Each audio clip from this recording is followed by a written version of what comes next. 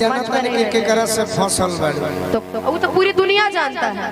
पूरा दुनिया छुप छुप के थोड़ी काम करते हैं आपके जैसे। घमंड ना भइल के हम होई गइला काहे हर कलाकार के अपन अपन अलग मिजाज बा। वो कुछ गाई तो ओकर अपन अंदाज है। बेटा अपन अपन गावत जा एमे झगड़ा दोनों बिरादर मिलके हमारे के दबाव तरस का बिल्कुल नहीं, हम कभी जात पात नहीं देखे। आज भर ढील दो ढोड़ी जन छील दो, ये आपकी आदत है, हमारी आदत नहीं है। हम एक ही गाते हैं कि हम हाई दीवाना गली कांच के अरे गा जइहे पाँच के छह जइहे रात भर तो ही है ना कोई नहीं जो रात भर देखिए। ऐसा नहीं है कि आप किसी कलाकार को कमजोर नहीं समझ सकते हैं, ठीक है, याद रखिएगा। आपकी तरह मुझे निर्गुण पूर्वी नहीं आता, मुझे जितना मुझे उतना ही लोग। मैं एक बात बोलूं, मैं तुम्हारा बड़ा भाई हूं। या तू कतनो बोल लेबे हमार बोलल केहू के बर्दाश्त ना हो। सुन बतिया पागल हमार बात सुनो। इंडस्ट्री जो दुनिया के सबसे बड़ा संगीतकार बा ओकरा आज तक घमंड ना भइल के हम होई गइला काहे हर कलाकार के अपन अपन अलग मिजाज बा। वो कुछ गाई तो ओकरा अपन अंदाज है। बेटा अपन अपन गावत जा एमे झगड़ा करे का जरूरत बाटे। सोनू निगम कबो ना कहले कि हम शंकर महादेवन लेखा गा ले। सोनू निगम कबो ना कहले कि हम शंकर महादेवन लेखा गा ले। भैया बोले अंजलि चाचा कहीं है सब ठीक है, जो हिट है सब ठीक है। कतना दिन अंजलि चाचा आलमराज के गाना बजा रहे कि जय दौरा निजोगो है बजाता पहलस की आलू बेचाता था, आलू बेचो ना हम बन के घर हूं आलू बबुआ हम आलूओ बेचो बाकी घीओ बेचो।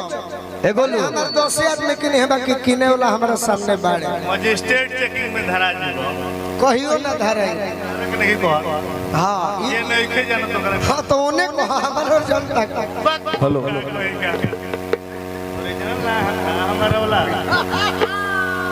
उहे हम लाली होई अंगत आओ त कहई बात माइक लेल बड़ त कह कि हमरी अटरिया पे के बा अरे आजा रे सवरिया हम अपन टास्क अपन होमवर्क पूरा करतनी। देखो अरे पैसे खातिर मरो तरिस्का हाँ यार लेना होई लाओ खलो अभी दे कॉलेज का दे अच्छा हम मंच पर देव तो मंच पर सोधाई हो मैं आदमी ना लोग ना देखी जब एकरा लाज नहीं है तो हमरो लाज नहीं है। आपको तो पहले से लाज नहीं है, आप क्या लाज दिखाइएगा। हम आपको तब से भैया भैया कर अच्छा एगो गाना कुछ भी गाए, एगो गाना तू गा दो, एगो गाना तू गाओ। हमको नहीं गाना है, जो जैसा वैसा थोड़ी इंसान को बनना चाहिए। दोनों बिरादर मिलके हमारे के दबाव तरस का बिल्कुल नहीं, हम कभी जात पात नहीं देखे, ठीक है, यह बात आप नहीं जानते हैं। देखते ना तो आपके लिए हमेशा तो जनत के करत से फसल बाड़ी तो वो तो पूरी दुनिया जानता है। पूरा दुनिया छुप छुप के थोड़ी काम करते हैं आपके जैसे। जो करते हैं सीना ठोक के करते हैं। अच्छा अच्छा अनुपमा फांसी लगेबो तो हम ही गंगा जल पियावे पहले आई। ओके ओके, भगवान करे कि मेरे से पहले फांसी आप लगाइए। हम कहे लगे ए बेटा अंजनी चाचा गार्जियन बैठल बा निमन गाना सुनावे एगो गार्जियन बैठल बा का हो ए अनुपमा बेटा गा दे एगो गा तने गावे दे एगो निमन गाना इ निमन जान ली ना अब गरगोज दे परगोज दे तो नहीं भैया जान का धइले माने गरगोज के अलावा कुछ कह तो हम जानी। तो भाई वो हम नहीं ना गाते हैं। शारदा सिन्हा के कह ना हां सुना सब दिए, आप कहाँ थे?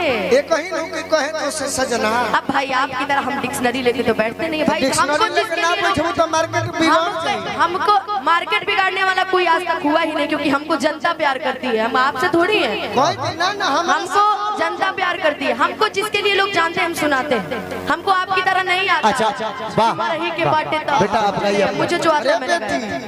अरे बेटा के बेटी और कहां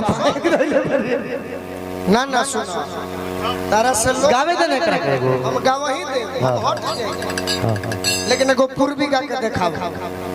हाँ भाई, जो मुझे पूर्वी आता होगा मैं गाऊंगी। देखो ठीक है, हम बोल एगो निर्गुण अरे पगला मंच पर लड़ाई ना हो तिलक में निर्गुण नहीं गाया जाता है तो मैं नहीं गाऊंगी, मैं पूर्वी गा दे रही हूँ। ठुमरी ठुमरी भैर भी बिल्कुल सब गा के सुनाऊंगी। अंजनी चाचा कुछ कहत नहीं रहुला जना रोवा सब सुपरस्टार बने एको जॉब सुना दी। हाँ हम सुनाई भैया, हम सुनाई कहाँ बड़ा भैया।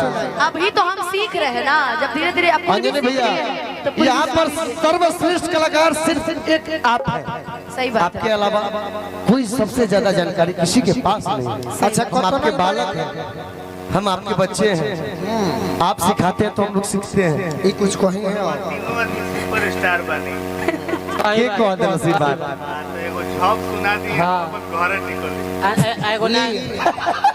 झप हम सुनाई पहले चंदन सुनाई हम करवा दो भैया देखो, लेकिन झप देखो बबुआ पहले अनुपमा अनुपमा को जो आता है अनुपमा सुनाएगी। अब पब्लिक हमसे पूर्वी निर्गुण और भैरवी सुनने के लिए थोड़ी बुलाती है। अनुपमा हमको पूर्वी भैरवी निर्गुण सुनने के लिए नहीं बुलाती है। अनुपमा जो सुनने के लिए बुलाती है वो सुनिए। अच्छा बेटा देखो हम तार सुने खाती आई बनी।